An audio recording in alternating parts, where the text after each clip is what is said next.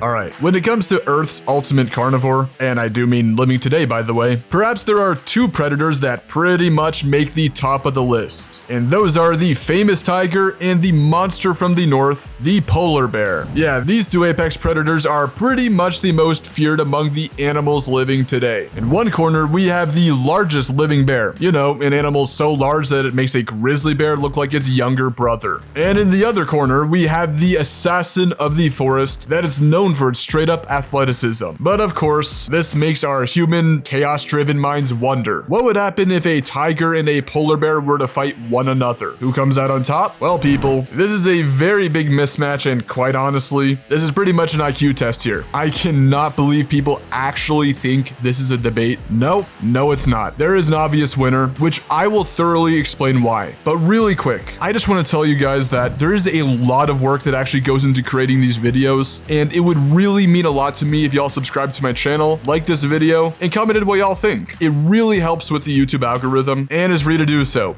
there is really no downside. Also, if we can manage to get this channel to 100,000 subscribers by June of 2025, I will record a video of me doing tug of war against a tiger or any big cat that's available. Sounds fun? So let's achieve that. Anyways, before we actually begin the analysis and discuss how a fight may play out between a tiger and a polar bear, we gotta get some baseline stats of each animal. So first things first, we're gonna assume this fight is between an angry tiger and an angry polar bear that wants to duke it out. So no saying that either one of these animals can run away. No, they are fighting. And where shall this battle take place? Well, let's say this fight is in an open field. So pretty much even terrain here, you know? All right, got it? Now let's actually discuss who would win this mismatch. Size and physique.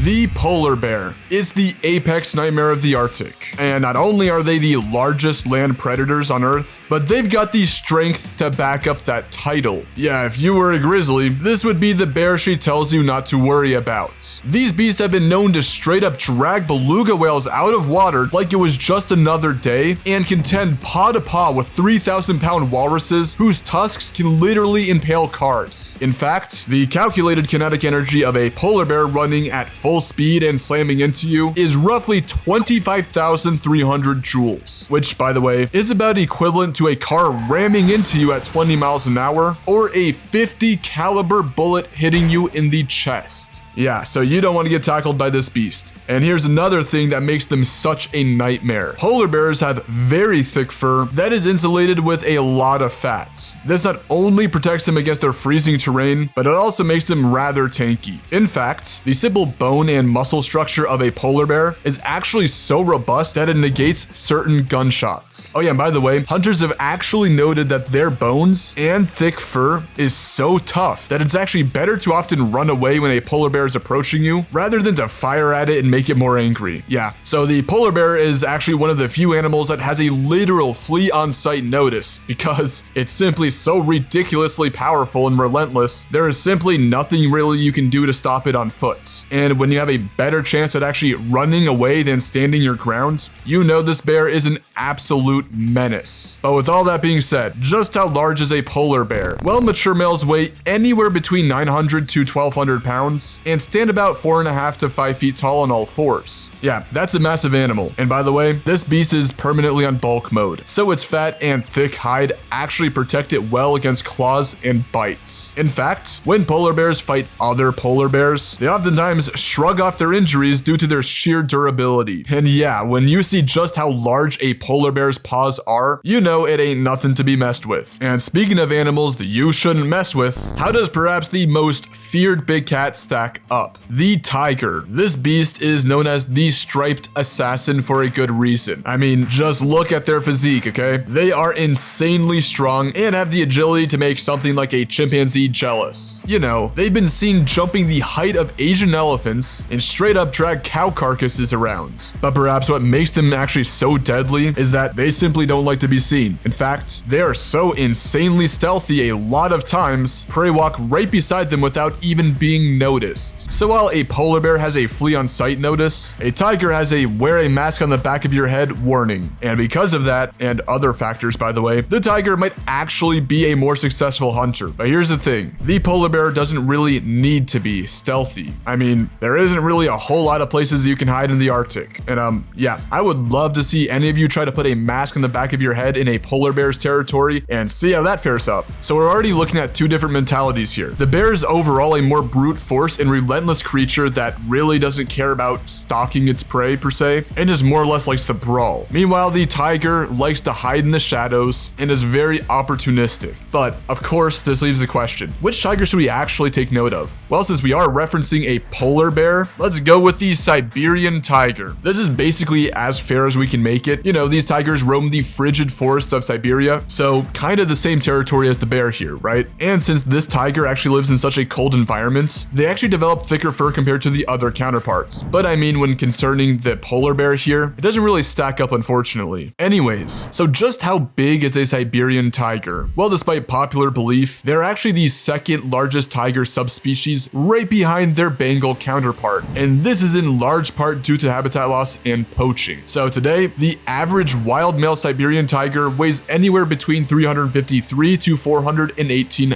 pounds. Yeah, that's still a massive cat, but y'all are probably used to hearing that these cats can weigh up to 600 plus pounds. However, look closely, the key phrase is up to 600 plus pounds. Those that actually do reach that weight are very unhealthy, large captive animals. Now listen to this, it's kind of like saying that humans can weigh up to 1,000 plus pounds, when in actuality, that is far from the case of the average. Even if we do take the exceptionally large tigers, it's still getting outweighed by a polar bear by an exceptionally large margin. So as you can see, this was really never a fair fight to begin with, right? The polar bear not only outweighs the average Siberian tiger by more than double its weight, but also has thicker fur, stronger bones, and just overall more muscle. So right off the bat, where in the right mind do people actually think this is a fair fight? Perhaps weapons and how they actually brawl?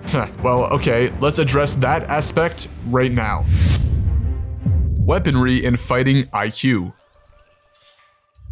Alright, since we already addressed the big size and defense difference between these two animals, if a fight between a polar bear and Siberian tiger actually took place, how would it even play out? Perhaps the tiger could maybe bring something to the table that could surprise the bear? Well, I mean, if you had any hope for the tiger here, it might be short-lived. Both of these animals have basically the same weaponry, you know, sharp claws that can tear through flesh like nothing, and strong jaws that can sink through muscle. But once again, a polar bear's paws are a lot larger than a tiger's. I mean, just look at how big these things are. Yeah, comparing that to a tiger's claws, you can really see it's no contest here, right? And if you can take a look at their skulls as well, the bear has a much larger head. So on a per strike and per bite basis, the bear is superior. But what about their fighting abilities? Well, polar bears are brawlers, right? Like we discussed earlier, they are great grapplers and can survive a lot of damage thanks to their insulation. You see, all that thick fur, fat, and muscle provide a great layer of protection around their skeletal system.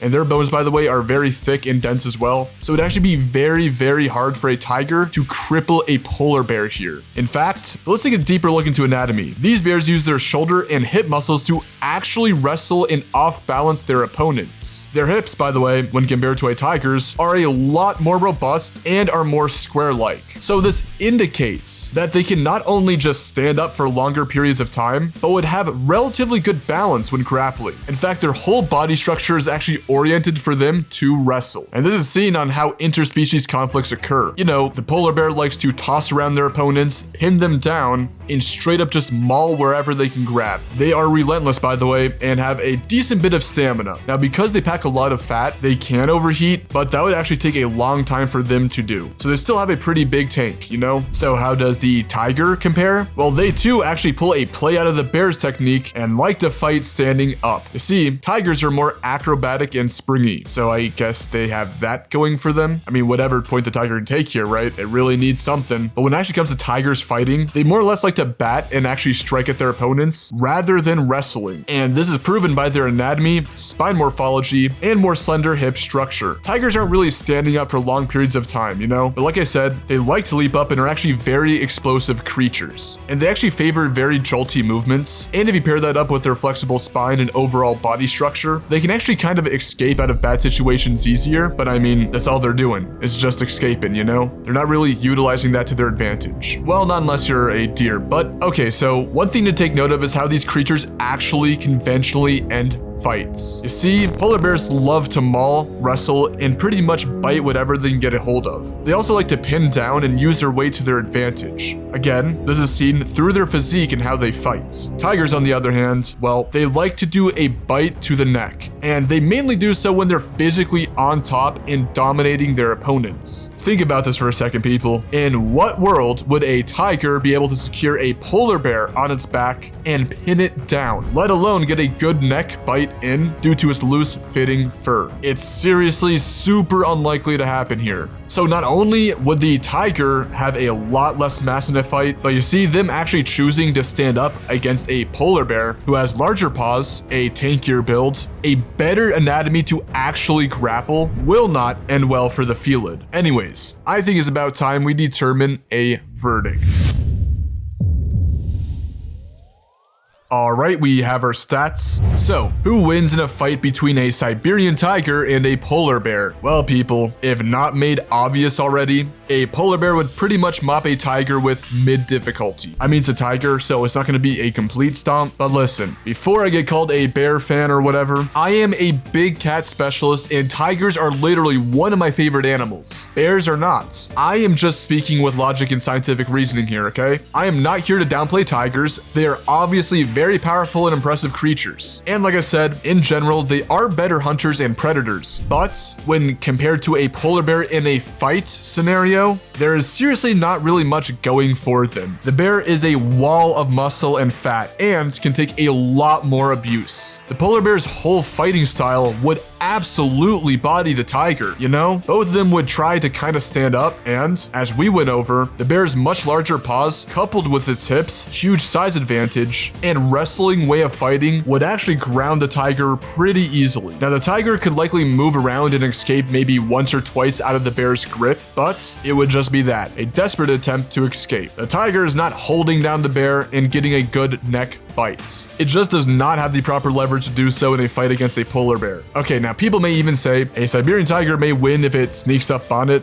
No, not even that would save it from the polar bear. Even if it managed to sneak up on the bear, it ain't gonna do anything. The sheer mass of the bear and thick fur would pretty much negate a desperate ambush. And to add to that, the tiger would not get a great position or leverage to actually hang onto the bear's back due to the simple shape of the polar bear and the way it moves around. It's kind of like one of those big wrestlers getting sneak attacked by a smaller one, you know? But anyways, yeah, I think a polar bear pretty much beats any tiger. Hey, thank you so much for watching, and feel free to check out the rest of my content.